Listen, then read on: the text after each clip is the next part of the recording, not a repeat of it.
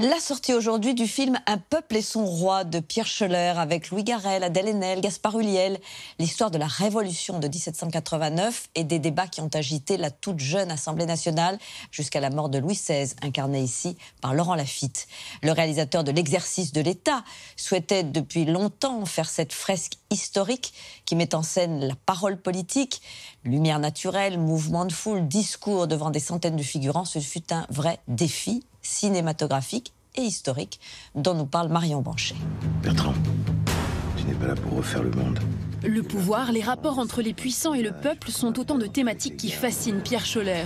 Après L'Exercice de l'État en 2011, qui dissèque les coulisses du gouvernement sous la Ve République. L'obsession, ce sera désamorcer, désamorcer, désamorcer. Le réalisateur s'attaque à la Révolution de 1789 à travers le prisme du peuple français. Touche le soleil et fais un vœu. 17 millions de budget et un casting XXL pour un film tout en costume sur une période de l'histoire déjà traitée de nombreuses fois. Pourtant, le réalisateur français trouve et impose un nouveau regard, celui du peuple. Sans caricature et avec réalisme, il nous raconte l'histoire avec un grand H vécu par un clan d'artisans des faubourgs de la Bastille. Ça m'excitait totalement parce que c'était une garantie que quelque part le spectateur s'y retrouve et ne soit pas à distance des événements. Pour ne pas tomber dans le piège du fantasme et des clichés, Pierre Schoeller s'est donc solidement entouré dès la phase d'écriture du scénario. 4 historiens l'ont conseillé tout au long de l'élaboration du film. Je crois que ce qu'il aimait bien, c'était que je puisse lui expliquer tout l'aspect sensuel de cette vie, l'aspect émotionnel, qui est très fort dans le film. Et qui boira l'eau d'Astelle. La plupart des personnages d'Un peuple et son roi sont de petites gens, des inconnus. Pour reconstituer leur quotidien, Arlette Farge s'est basée notamment sur les registres de police, très détaillés à l'époque. Les femmes ont vraiment un grand rôle qu'elles n'auront plus au XIXe siècle. Ce qu'on n'imagine pas, c'est à quel point elles participaient à la vie politique et à la vie publique. Les bonnes lois, c'est pareil, c'est de l'espoir. Les nouveaux droits, l'égalité. Écoutez-nous!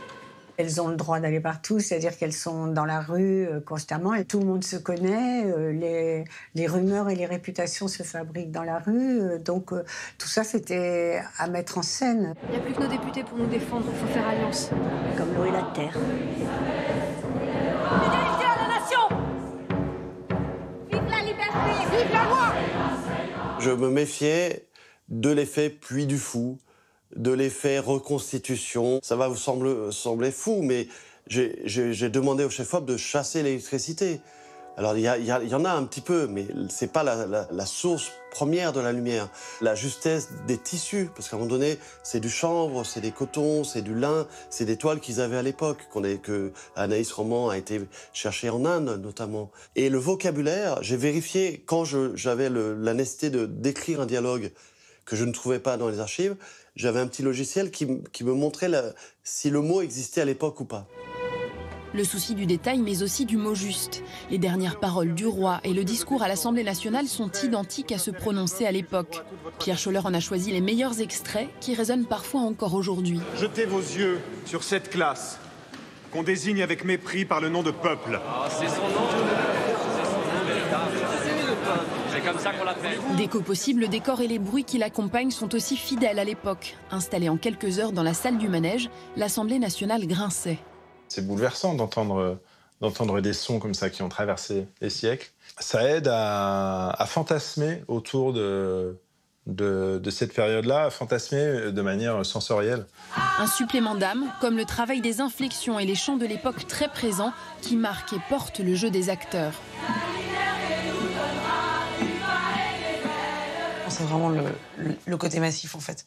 C'est vraiment la reconstitution des rues, c'est vraiment le fait que y a 100 personnes qui sont habillées comme nous. Par exemple, pour la marche des femmes, rester une journée sous une rampe de pluie, toutes, à 100 femmes, plus de 100 femmes, dans ces costumes, évidemment. Donc avec la lourdeur de ça, la pesanteur de ça. Mais ça, par exemple, ça fait partie des grands souvenirs que j'ai, moi, de la traversée de l'histoire. C'est-à-dire, à un moment, c'est physique aussi. Une histoire forcément réinterprétée, remaniée pour servir les destins romancés des personnages.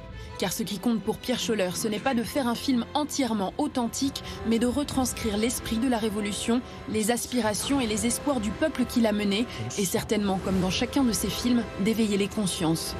Ce film, il est la rencontre de nous aujourd'hui avec cette époque. Et surtout, le pari, c'était que ce rayonnement de la Révolution, de ces 3 premières années de la Révolution, il allait nous toucher. Il allait nous toucher, nous atteindre et le sentir non pas comme des vieilles pages d'histoire, non, comme quelque chose de vivant.